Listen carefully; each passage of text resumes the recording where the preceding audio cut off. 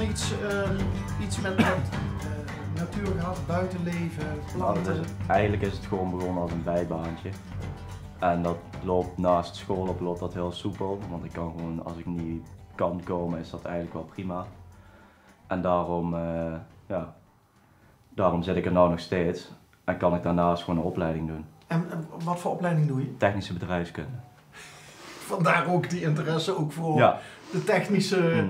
En technische bedrijfskunde, dan ga je uiteindelijk... Ja, dan ga je in een grote productie, ga je proberen het proces te verbeteren. Ah, ja. Altijd een uitdaging. Want als het jou lukt om iets te verbeteren, dan bespaar je voor jouw baas natuurlijk heel veel geld. Ja. Ik kan me voorstellen dat daar heel veel vraag naar is. Ja, daar is zoveel vraag naar, ja. Sowieso naar technische mensen. Maar zeker daar ook, ja. En ligt jouw interesse dan meer bij de techniek of meer bij de processen? Meer bij de processen. Procesindeling, zeg maar. Dat je dat nog net iets efficiënter kan doen. Grappig. Dus jij hebt altijd wel jij was altijd goed in wiskunde? Nee, eigenlijk niet. Niet? Nee. Want ik denk van, je hebt een goed analytisch vermogen. Nee, ja, dat kan wel, maar wiskunde, die grote berekeningen, daar ben ik niet zo goed in. Oké. Goh. Waar heb je dat van? Van je vader of je moeder, denk je? Ik denk meer van pap. Oké. Want wat doet pap precies in de steenfabriek? Die is kwaliteitsmanager. Oké. Dus die houdt ook een proces in de gaten? Ja, eigenlijk wel, ja. En lijk jij meer op je moeder dan? Ja, ik denk dat ik meer op mam lijk, inderdaad. En mam is nu ook aan het werk, begreep ik? Ja. Ja? Wat doet die? Hij is PNO-adviseur in het ziekenhuis. Oké. Dus die zit in de mensen eigenlijk? Ja, die werkt inderdaad ook met mensen. Ja. Jij zit ook in de mensen? Ja, ik zit ook in de mensen, ja. Dan ben je dan al een aantal jaren uit huis. Nou, een beetje in en uit, hè. Ja, hoe vaak ben je hier? Toen ik ging studeren ben ik in Eindhoven gaan wonen. Toen ben ik daarna weer terug hier gaan wonen. Toen ging ik naar Kenia toe, dus toen heb ik daar gewoond.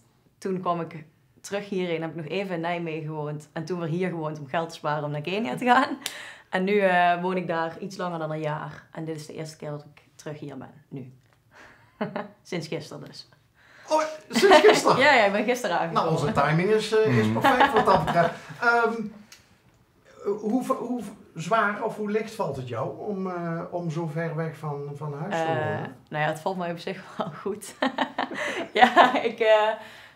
Natuurlijk, ik mis altijd wel mijn vrienden en mijn familie, maar het is wel... Ja, ik heb daar wel gewoon mijn eigen leven en ik heb daar ook mijn vrienden en mijn familie en mijn werk en mijn... Dus je hebt een beetje een tweedeling in je leven, zeg maar. Als ik hier ben, dan voel ik me ook prima op mijn gemak, maar als ik daar ben, ben ik ook gewoon op mijn gemak en in mijn leven, zeg maar. En wat vinden pap en mam ervan? Ja, die vinden het iets minder. Ja, die vinden wel... Ja, weet je, het is natuurlijk best wel zwaar om een dochter te hebben die zo ver weg woont. Want je wil natuurlijk graag bij elkaar op de koffie en gezellig kletsen en zo. En nu doen we dat ook wel. We doen zo Zoom-meetings, zo. Dan gaan we gezellig gewoon kletsen. Koffie drinken. Vooral met mama. Papa die vindt er gewoon wat minder aan, zeg maar, om dan zo te kletsen. Die komt er ook wel eens bij zitten. Maar mijn mama heeft het wel heel erg. Die wil echt wel iedere week even met mij bellen, ja. Ja, dat is toch meer iets voor vrouwen, hè? Heel lang bellen. Geen idee hoe dat komt, maar... Ja, ik heb Siem gewoon al een jaar niet gesproken. Dat is niet helemaal waar, hè? Maar niet heel vaak, nee. Hebben jullie altijd wel een leuke band gehad? Ja, dat wel, ja. Want ja, jij bent de jongste. En dan ook nog 2 oudere zussen. Was dat wel eens lastig? Of? Ja, soms wel. Ja? Ja. Nou, maar dat op een gegeven moment dan word je wat ouder en dan ga je elkaar minder treiteren, zeg maar. Ja. Dan ga je elkaar ook meer als mens zien. Ja. Dan ga je samen pilsjes drinken in plaats van vervelend doen tegen elkaar. Oh, dus jullie kunnen ook goed samen een biertje drinken? Wij kunnen ook goed samen een pilsje drinken. Nou hebben we nog 1... even kijken hoor. We hebben nog een zusje, Dit ben jij? Dat ben ik, ja. Ja. En hoe heet zij? Dat is Ruud. En Ruud die is nu in Israël, zit ze nou, hè? Ja. Ja. Ruud? Ja. Ruud is een afkorting van? Nee, Ruud is geen afkorting. Ruud? Ruud schrijf je R-U-T-H. Ruud. Maar jullie zeggen Ruud. Oké. Ja. En die zit nu in Israël. Ja. Oh, ook weer leuk voor mama en papa. Wat doet Ruud in... Die is, ik weet niet precies waarom ze nu die rondreis aan het maken is, maar ze is een rondreis aan het maken. Die is nou net afgestudeerd. Ja, dus die... En dan ging ze nou een rondreis doen, eigenlijk door Oost-Europa en dan richting Israël. Ja. Want dan ging ze eigenlijk 3 maanden studeren volgens mij, Ja. maar dat ging niet door corona. En uiteindelijk ging het wel door, maar toen wou ze het niet meer. En die is dan nou gewoon aan het reizen. En dan komt ze dan weer terug en dan gaat ze dan volgens mij een master doen of iets. Ja, dan gaat ze een master doen inderdaad. En wat voor studie heeft Ruud gedaan? Culturele antropologie. Goh, wat een veelzijdig gezin zeg. Jij lijkt ook qua uiterlijk wel veel op je moeder. Ja, ik lijk inderdaad het allermeest op mam. En dan Siem. En Ruud zit het meest bij pap in de buurt inderdaad. Goh, wat weet je nog van dat feestje? Wat ik nog van dat feestje weet. Dat ze 25 jaar getrouwd waren. Nou, ik weet dat er hier een Belg in de ochtends in de kamer zat. Een Belg? Dus een collega van pap en ook een vriend van pap. Ja. Ook uit de kunst. En die zou hier komen slapen. Die hadden de camper hiervoor gezet. En die hield nogal van een pilsje, maar ook 's ochtends nog, zeg maar. Dus die zat hier 's ochtends aan het ontbijt met een pilsje. En die had hoe heet dat brood? Dat is van dat krentenbrood met spijs erin. En hij smeerde nou mosterd op en dat was hij aan het eten. En dan spoelde hij weg met een pilsje. Ja. En bij wijze van spreken poetste hij daarna ook nog zijn tanden met een slokje bier. Precies. Ja, verder, het was een heel leuk feest en er kwam een band en het stond hier in de tuin, er stond een hele tent en het was heel gezellig. Is pap prins geweest? Ja, pap is prins geweest, ja. In 96. Hier in Offeren? Ja. Bij de Bijas, hè? De Bijas. Ja. Wat leuk. Is pap van Offeren? Nee, die komt uit Bergen. Hè? Maar Ja. mijn ouders wonen al, sinds ze getrouwd zijn in Offeren. En dat is toch al meer dan... 30. Meer dan 35 jaar. Oh, ik denk 35 jaar zullen ze nou een heel eind opzetten, vermoed ik. Dus, zijn jullie carnavalsvierders? Zeker. Ja. Ja? Dus ook wel eens mee geweest in de halfvaste optocht? Ja. Bijvoorbeeld? Ja. Ja, En de gewone optocht. En, die hebben wij al een paar keer op het scherm gebracht. Ja. Dus wij weten dat ze wel van een feestje houden hier in Offeren. dat zeker. Even nog terug naar Kenia, want dat boeit me toch wel heel erg. Hoe is het met gelijke kansen in Kenia? Als je het vergelijkt met ons. Jullie hebben allemaal jullie studie gedaan. Daar hoef je verder niet over na te denken. Dat gebeurt eigenlijk gewoon, normaal gesproken, hier in Nederland. Hoe is het daar in Kenia?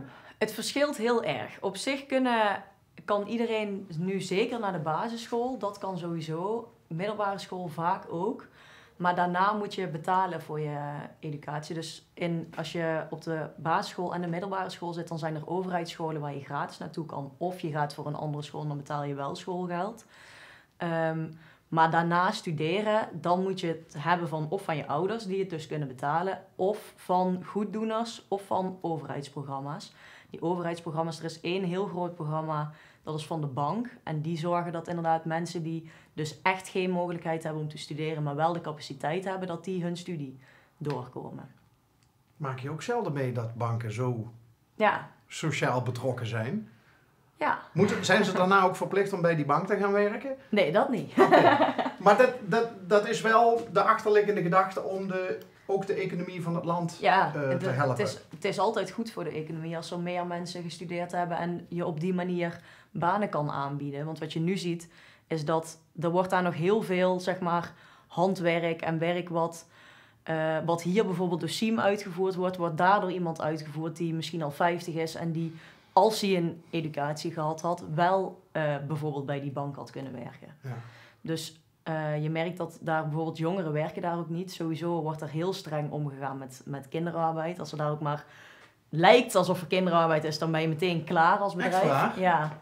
Dus dat sowieso niet. En er zijn ook geen banen voor jongeren. Want al die mensen die geen onderwijs hebben gehad, die doen dat werk. Dus je kunt dat moeilijk dan aan een En jongen die moeten daar geven. misschien wel een heel gezin Ja. van onderhouden. Ja, precies.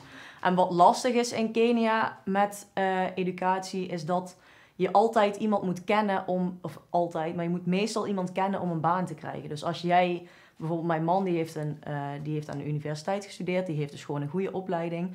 Alleen die kent niet zoveel andere mensen die ook een goede opleiding hebben gehad, waardoor het krijgen van een baan echt heel moeilijk is.